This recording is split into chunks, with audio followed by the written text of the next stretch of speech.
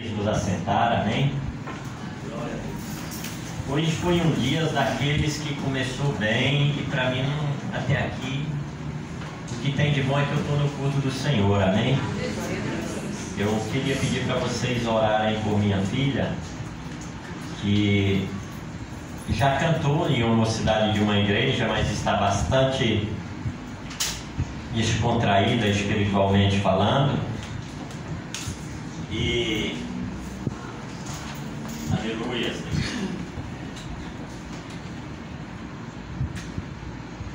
Precisa de oração, amém? Nós vamos ler um texto hoje no livro do profeta Jonas. É o quinto livro ali dos profetas menores. Jonas, filhos de Amitai. Aleluias. Capítulo 2.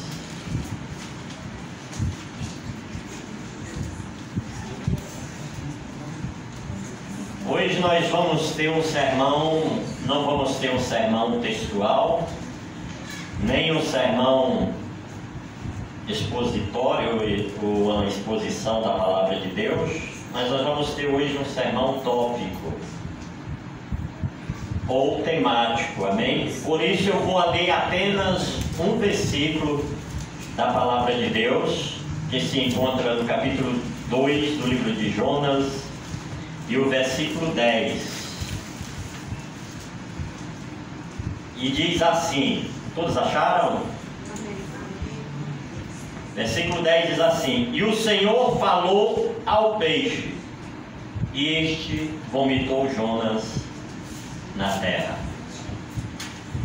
O tema de nosso sermão hoje seria o seguinte: homens jogados ao mar,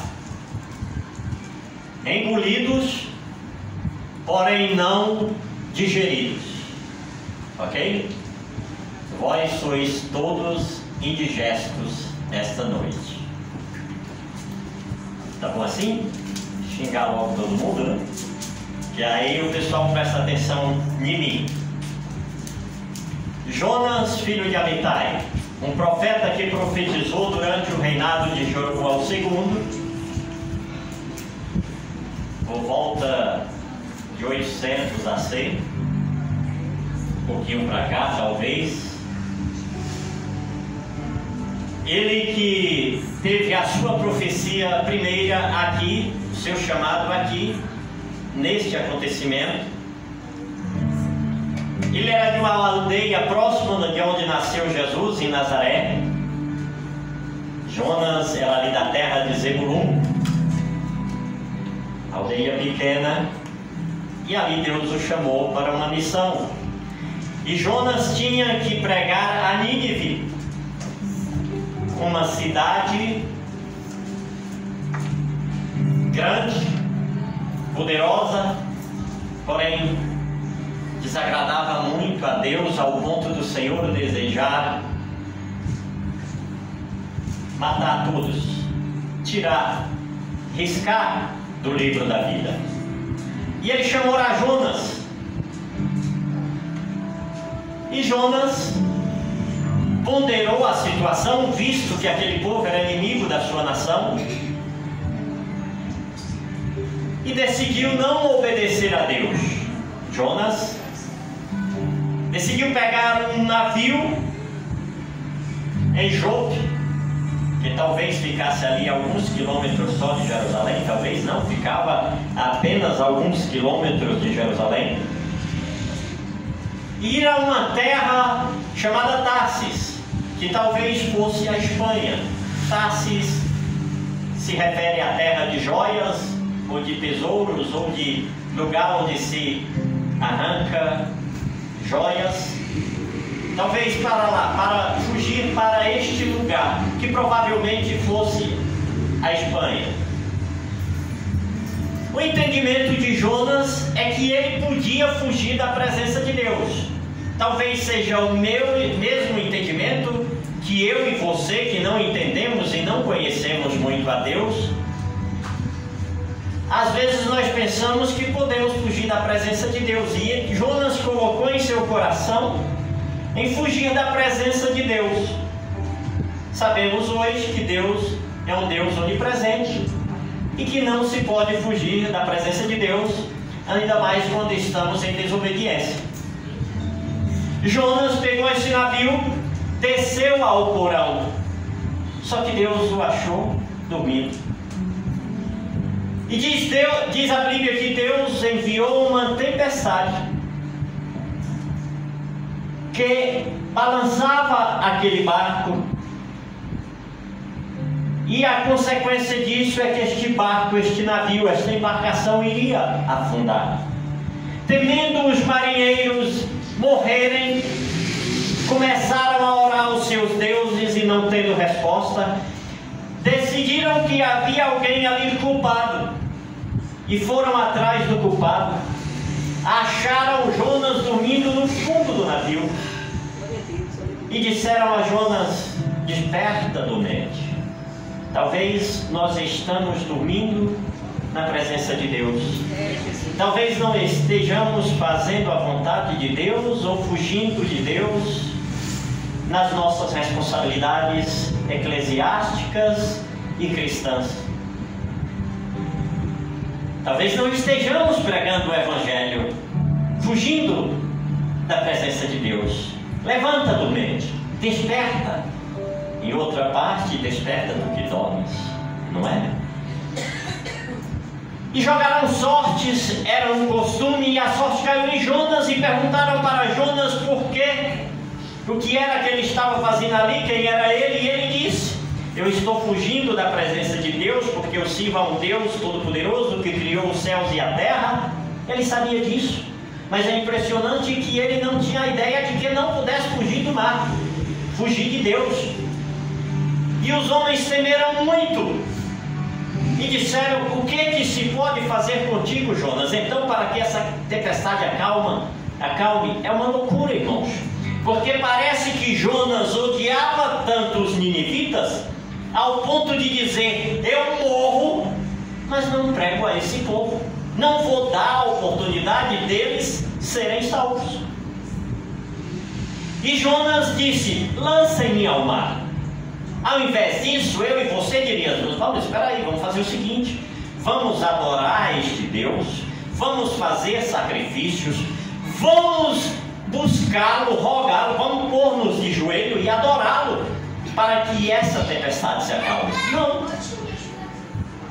Jonas disse: lancem-me ao mar.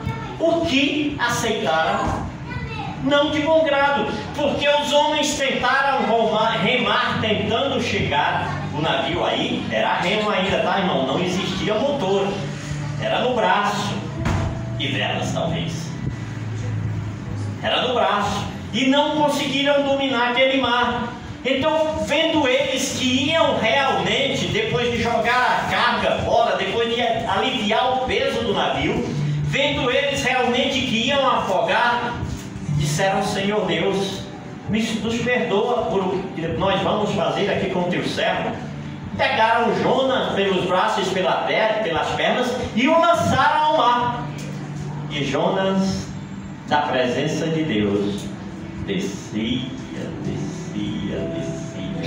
em desobediência e caía ao fundo do abismo, diz a Bíblia. Jonas foi. Agora vamos entender um pouco o que significa o mar, igreja. Para os dias de hoje, o homem jogado no mar. O mar na Bíblia, no livro de Isaías, capítulo 60, versículo 5, significa as nações em volta de Israel. Em Daniel, capítulo 7, e versículo 13, significa todo o mundo. Aqui, ó, toda a terra. No livro de Apocalipse, capítulo 13, versículo 1, tem uma besta que surge do mar, ou seja, que surge do mundo, de um império.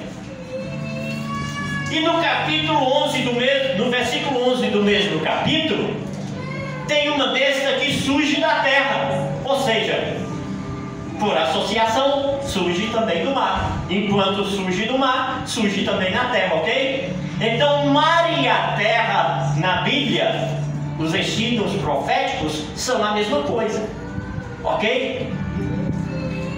Onde foi que Jonas foi jogado? Num lugar assombroso, habitado por demônios, por deuses, por titã, por feras, por bichos de tudo quanto é qualidade que o podiam devorar.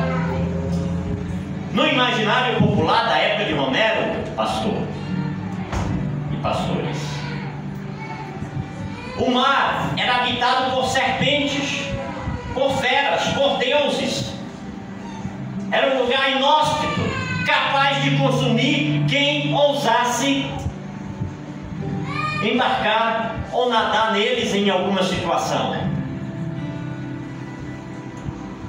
Na Odisseia, na trajetória de Ulisses, quando ele sai da guerra de Troia e tenta viajar após 10 anos de guerra, vitorioso, para os braços de sua esposa Penélope, ele passa 10 anos no mar, lutando contra animais de várias cabeças, contra bichos, contra Deus, contra as feras, que consumiram toda a sua embarcação, toda a sua tripulação, todos os seus homens, e ele escapa em uma ilha deserta, onde só tem deusas. Este mar é um mar demoníaco, é um mar assustador, é um mar que consome todos os seus habitantes. Este mar é onde você e eu habitam, é onde nós habitamos. Isso aqui que nós estamos é considerado mar. Depois das guerras napoleônicas, já aqui nos nossos anos, nas nossas sondagens, por volta de 1802, daí para frente, até 1880, surgiu um escritor, um estadista, um romancista, um francês por nome Victor Hugo. Ele escreveu um livro, pastor, intitulado Les Travailleurs de la Mer. Isso em francês. O título em inglês significa Os Trabalhadores do Mar. Lá tem um personagem que é um grande povo, onde ele lança os seus tentáculos e prende no fundo das embarcações e chupa para baixo e afunda lá embaixo. Esse é o mar, esse é o ambiente em que vivemos. Os discípulos, certo dia, num barco no meio de um mar, que era o mar da Galileia, o mar de Tiberíades, o mar de água doce, que não era um mar de verdade, mas que é tão grande, por isso é chamado de mar. No meio daquele mar, no meio de uma tempestade, eles veem Jesus andando sobre as águas. O que eles disseram, pastor? É um fantasma. Nós habitamos em lugar de fantasmas, de sombras, lugar terrível. O que é o mar? O mar é aquele lugar que Deus disse um dia a Jó: Jó, tu podes pescar com anzol o Leviatã? O Leviatã só Deus pode pescar, porque as características que Deus dá ali a Jó é de Satanás, indomável, incapaz de ser dominado pelo homem. E sabe onde é que ele habita? No mar. Sabe onde é que Satanás habita? Na terra. Aqui é o domínio do Leviatã. Domínio não, a esfera de domínio do Leviatã.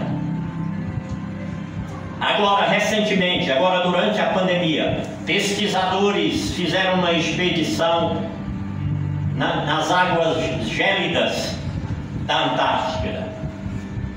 Pesquisadores russos. E eles encontraram lá, pastor José e pastor Joabe, pastores e irmãs, um povo tão grande, tão gigantesco e tão inteligente, que a 42 metros de distância ele lançou um líquido e paralisou algum daqueles pesquisadores. Um animal tão inteligente que ele, por iniciativa própria e por conhecimento próprio, interferiu nas ondas sonoras dos rádios daqueles homens e os paralisou, deixando-os sem comunicação. Um animal tão terrível que se camuflava e se fazia parecer com um daqueles pesquisadores e atraía-os para si. E um deles, achando que estava vendo um dos colegas, foi sorridente sentindo aquele peixe, sentindo aquele monstro. E eles viram o peixe arrancar a cabeça do seu companheiro, destroçar e jogar o restante na boca. Este é o mar em que nós habitamos. Este é o perigo em que estamos vivendo. Isso aqui é a igreja. Mas nós estamos vivendo na esfera de atuação de Satanás. Aqui na terra embaixo, onde as serpentes rastejam e picam o calcanhar do homem. Dos lados, onde os fantasmas passeiam e onde as sombras se mexem, é mundo. No ar onde os abutres voam e as potestades do ar tomam conta. Isso aqui é mundo. Então o mundo seria a grande barriga de um peixe e nós estamos lá dentro.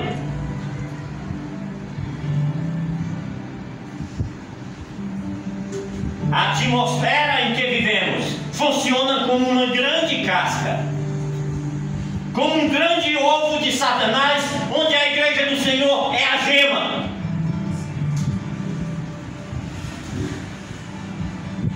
Não brinquem com o mundo em que vocês estão vivendo. Não devemos brincar com o que estamos vivendo, porque podemos ser devorados. Escute, este é o ambiente de atuação de Satanás, é a esfera de atuação de Satanás. Mas sabe quem domina aqui, pastor Zé? Deus. É Deus quem domina aqui. Aleluias. O Senhor Jesus Cristo disse em Lucas 10:18: eu vi como Satanás, como um raio, caía dos céus à terra. Em Apocalipse 12:9, foi atirado a grande serpente na terra.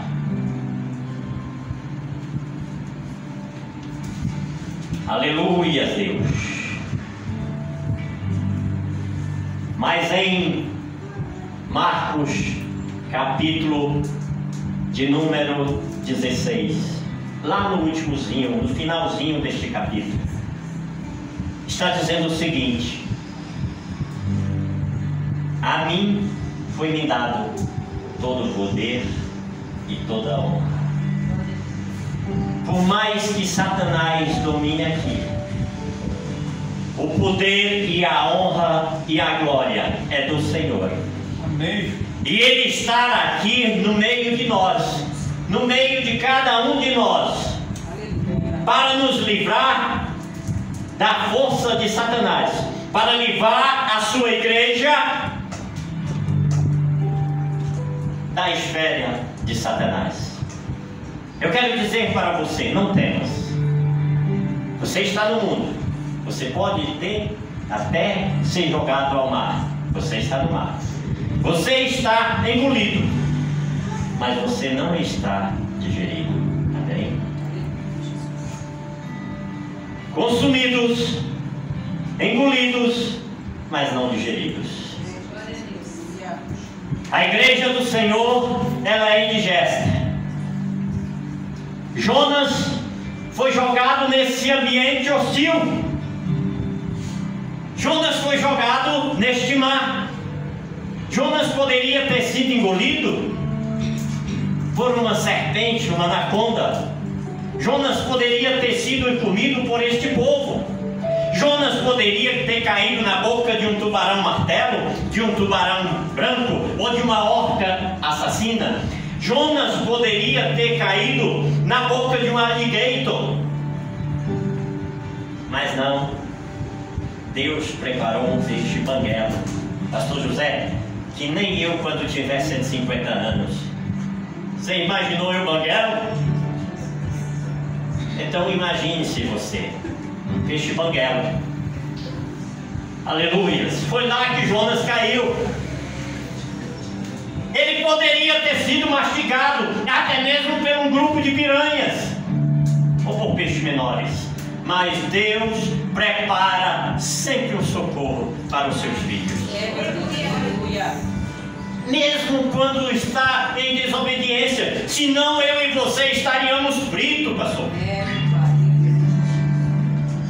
Ainda que o homem seja infiel, Deus permanece fiel.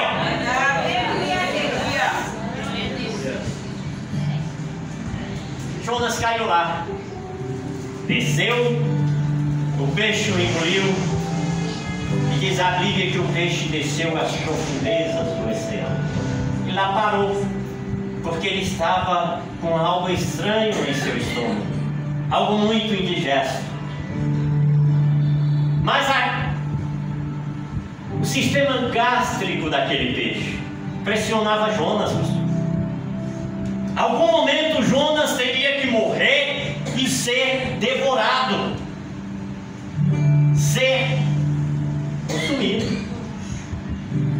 Jonas, ele caiu em um ambiente escuro. As trevas e a negridão eram o seu lençol. Não existia luz. O pretume e a escuridão envolvia Jonas de tal maneira que ele estava assim como uma enguia na lama. Quem não sabe o que é enguia? É um mussu. Jonas estava na lama que nem um mussu. O ambiente que ele respirava provavelmente era um ar puro, porque Deus prepara para os seus filhos o melhor. Mas o perfume que ali corria certamente não era o melhor. Era dejetos de animais podres, era dejeto de plantas podres. Eu não sei se o Jonas estava na antessala, na sala, no quarto ou na porta de saída. Só sei que Jonas estava muito mal. Jonas chegou a sentir-se no próprio inferno. Diz ele que as algas se enrolavam sobre sua cabeça e tentavam sufocar.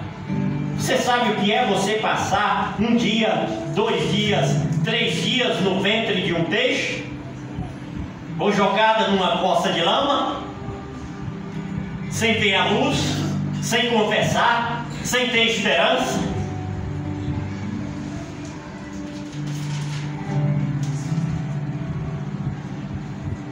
Jonas tinha uma coisa ali que eu e você temos que contar com ela, pastor. Jonas tinha uma coisa que você e eu temos em nossa vida. Sabe o que é? A presença de Deus. Glória a Deus. As misericórdias de Deus perseguiram a Jonas. Não só a justiça, mas também as misericórdias. A justiça o punia e lançava nas trevas, mas as misericórdias puxavam Jonas para cima. Porque aquele ar que Jonas respirava era o próprio Senhor Jesus. E quando ele respirava, o Espírito Santo de Deus o mantinha nele a consciência. E chegou a hora que ele disse: não dá mais. Então veja o que Jonas disse. Então Jonas, do ventre do peixe, orou ao Senhor seu Deus e disse: na minha angústia clamei ao Senhor e ele me respondeu. Do ventre do abismo gritei e tu ouvistes a minha voz, pois me lançaste nas profundezas, no coração dos mares, e a corrente das águas me cercou. todas as tuas ondas e as tuas barcas passaram sobre mim. Então eu disse: estou excluído. Irmãos, você sabe o que é isso aqui? É o desespero. Pastor, é quando você acha que não tem mais jeito. É aquela pessoa no último estágio de um câncer, no estágio terminal de um câncer. É aquela pessoa na fila da pena de morte. É aquela pessoa que está desempregado e nas ruas comendo casca de banana e lambendo osso de galinha jogado que nem um cachorro quer. Você sabe o que é isso aqui? É o desespero do homem e da mulher. Ei, você não está assim. O que você está passando é mais fácil para Deus. Nós ainda não chegamos nesse estágio. Deus está achando mais fácil. O teu problema e o meu é mais fácil de Deus resolver do que isso aqui. Da tua presença será que tornarei a ter? Estou excluído da tua presença. Será que tornarei a ter o teu santo templo? As águas me cercaram até a alma, o abismo me rodeou, e as algas se enrolavam na minha cabeça. Desci até os fundamentos dos mares, dos montes, desci até a terra, cujos ferrolhos se fecharam atrás de mim. Para sempre tu, porém, fizeste a minha vida subir da sepultura. Ó Senhor meu Deus, quando dentro de mim desfalecia a minha alma, e eu me lembrei do Senhor, e subi a ti a minha oração no teu santo templo.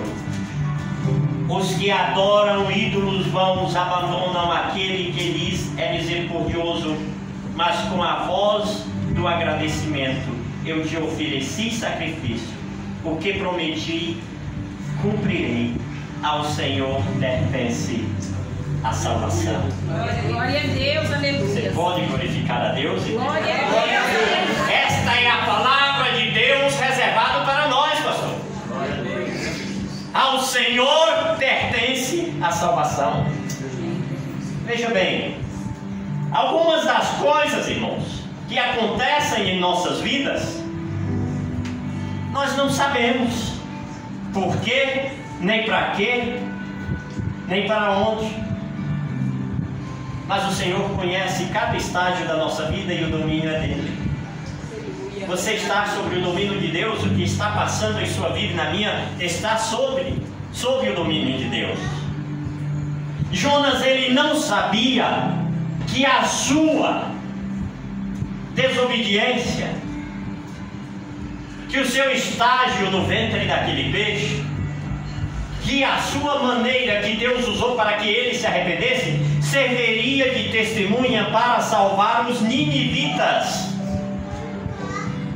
Quando ele se arrependeu e orou, Deus o levou, e um peixe teve ânsia e vomitou-o na praia. E não se sabe qual caminho que Jonas fez, mas o caminho que Jonas fez foi até Nínive. E ele disse: o que voltei ao Senhor, isso pregarei. Então diz a palavra de Deus que a palavra veio no capítulo 3 aqui, veio novamente a Jonas. E ele foi a Nínive pregar uma mensagem, uma mensagem simples. Andava no meio da cidade e dizia: convertei-vos, porque em 40 dias a cidade será destruída. Diz a Bíblia que eles se converteram, e Deus não destruiu aquela cidade. Mas por quê? Porque aquelas pessoas que jogaram Jonas no mar, após a tempestade, agradeceram a Deus e acreditaram no Deus de Jonas, e chegaram lá em Nínive, falaram tudo o que aconteceu, do profeta rebelde, do profeta que foi jogado ao mar, da tempestade que cessou, como Deus os tinha tinha livrado e de por que ele sofreu aquilo. Quando os ninivitas viram Jonas passar pregando essas palavras: arrependei-vos, arrependei-vos, arrependei-vos, porque senão Deus vai destruí-los. Eles acreditaram em Jonas. Eles acreditaram em Jonas, porque o Senhor Jesus disse: por causa do milagre de Jonas, Nínive acreditou na sua mensagem. Deus pegou o inexplicável, Deus pegou uma rebeldia do homem, Deus pegou atitudes que o homem não sabia. O Jonas não sabia, assim como eu e você não sabemos. Olha, o que você passa hoje pode ser uma parte que Deus está usando para amanhã você converter pessoas, para amanhã você ter o que falar diante de Deus e salvar almas, para o benefício do outro, para o bem do próximo, para a vida boa de alguém. Deus vai te usar como instrumento. Glória a Deus, aleluia. Nós não sabemos o que podemos passar diante de Deus. Na vida dos profetas, pastor, os profetas, eles viviam a mensagem. Jonas aqui, a sua vida ali, a sua rebeldia, o fato dele ter entrado ao mar, o fato dele ser jogado, o fato dele ter sido jogado e passado 3 dias no ventre do peixe, foi uma profecia. A profecia que Jonas fez a respeito do Messias e de Jesus Cristo, que Jesus Cristo deveria morrer e ressuscitar, foi a sua própria vida. Ei, Deus pode estar te usando e você nem sabe. Glória a Deus. Você está entendendo, pastor? A própria vida de Jonas era uma profecia a respeito do Messias. E Jesus Cristo, quando esteve diante dos fariseus e saduceus, ele disse: uma geração corrupta e perversa me pede um sinal, mas nenhum sinal vos será dado, a não ser o sinal de Jonas. Que sinal é esse? Jesus dizia: eu irei morrer, eu irei à sepultura, 3 dias ficarei lá e ressuscitarei no 3º dia. Agora, escute uma coisa aqui. Vamos abrir um parênteses aqui para colocar a nossa situação. Eu imagino que entre nós aqui e entre pessoas que poderão me ouvir pelo YouTube, se estiver sendo gravada, que aí às vezes não funciona. São pessoas que já viram o seu ente querido ser assassinado. São pessoas que já viram pai matar filho, filho matar pai, meninas novas serem estrupadas.